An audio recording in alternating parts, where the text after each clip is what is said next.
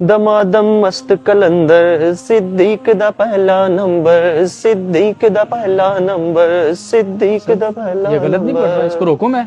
इधर आना मौलवी साहब। जी भाईजान। मौलवी साहब अभी जो आप पढ़ रहे थे ये बिल्कुल गलत पढ़ रहे हो आप। नहीं नहीं, मैं बिल्कुल ठीक पढ़ रहा हूँ, आपको इसमें क्या गलत लग रहा है? यही जो आप पढ़ रहे हो कि सिद्दीक का पहला नंबर है, ये गलत है। पहला नंबर तो मौला अली का है। आपने वो कवाली नहीं सुनी, दमादम मस्त कलंदर अली दा पहला नंबर।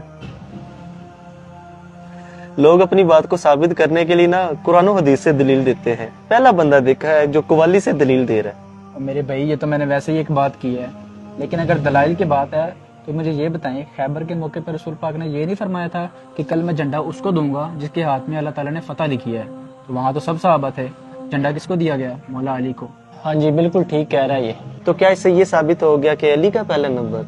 मेरे भाई फिर वो हदीस कहाँ जाएगी जो नबी पाक सल्लल्लाहु ताला अलैहि वसल्लम ने फरमाया कि अगर मेरे बाद कोई नबी होता तो वो उमर होता।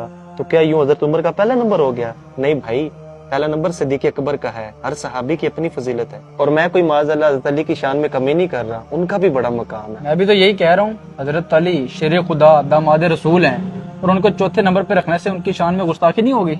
अगर ये बात है तो ये बताएं, हमारे नबी सल्लल्लाहु ताला अलैहि वसल्लम का नबियों में कौन सा नंबर है? आखिरी नबी हैं, खातमुन नबीयीन है। तो क्या इससे उनकी फजीलत में कोई कमी हुई है? नहीं नहीं, वो तो तमाम अंबिया के सरदार हैं, सब नबियों से अफजल हैं वो। शुक्र है आपके शुबहात खत्म हुए। अब आप सिद्दीक अकबर का पहला नंबर मानते हैं? जी जी भाई। एक मिनट असद है, लेकिन भाईजान वो बागे फिदक वाला मसला, उसके बारे में आप क्या कहेंगे? बीबी को हक क्यों नहीं दिया था उन्होंने? अच्छा, अब मैं समझा। एक बुजुर्ग बिल्कुल ठीक फरमा गए थे, अल्लाह ताला उनके सदके हम पर करम फरमाए। वो फरमाते थे कि पीड़ा होर ते थकियां होर।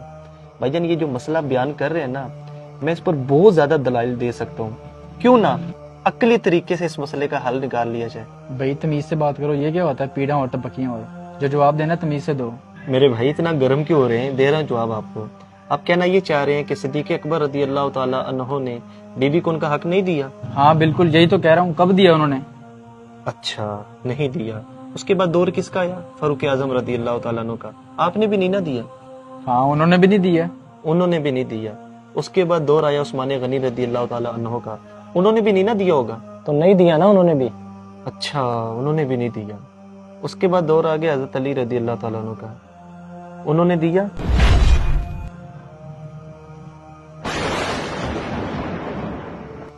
नहीं भाईजान। तो मेरे भाई आप किन चक्करों में पड़े हुए हैं? क्यों साहबा की शान में बेअदबियां कर रहे हैं? हज़रत अबू बकर सिद्दीक रदी अल्लाह ताला अन्हु के पास बीबी तशरीफ लाई तो आपने उनका हक नहीं दिया। फिर फारूक आजम का दौर आया, आपने भी उनका हक नहीं दिया। फिर उस्मान गनी का भी दौर आया, आपने उनका हक नहीं दिया। मुझे ये बताएं, इस दौरान मौला अली कहाँ पर थे?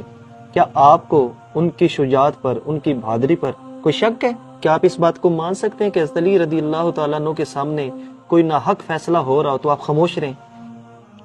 नहीं भाई। मेरे भाई सिद्दीक अकबर रदी अल्लाह ताला अन्हु के पास जब बीबी तशरीफ लाई थी तो आपने आगे उन्हें नबी पाक सल्लल्लाहु ताला अलैहि वसल्लम का फरमान सुना दिया था, जिसका खुलासा ये बनता है कि अंबिया और उनके अहले खाना के लिए ये दुनियावी माल नहीं होता, ये दुनियावी जमीनें उनके लिए नहीं होती, उनका सब कुछ आखिरत के लिए होता है। इसलिए मौला अली रदी अल्लाह ताला अन्हु खामोश रहे, क्योंकि आपको पता था कि सिद्दीक अकबर रदी अल्लाह ताला अन्हु हक पर है। प्यारे भाई, आपने हमारे सारे शुबहात खत्म कर दिए हैं। अब मुझे किसी किस्म का कोई डाउट नहीं है, और आप ठीक कह रहे हैं। इस्लाम ने जिस किसी को जो मुकाम दिया हुआ है हमें वो तस्लीम कर लेना चाहिए, अपनी मनमानियाँ नहीं करनी चाहिए। कुरानी आयात और अहदीस से साबित है कि सिद्दीक अकबर रदी अल्लाह तआला अन्हु अंबिया के बाद कायनात में सबसे अफजल है। रसूलुल्लाह सल्लल्लाहु तआला अलैहि वसल्लम ने फरमाया, मुझ पर जिस किसी का एहसान था मैंने इसका बदला चुका दिया, मगर अबू बकर के मुझ पर इतने एहसानात हैं जिनका बदला अल्लाह पाक रोज़े क़यामत ही अता फरमाएगा। प्यारे दोस्तों, अगर आपको हमारा ये मैसेज पसंद आया इसे शेयर कीजिए।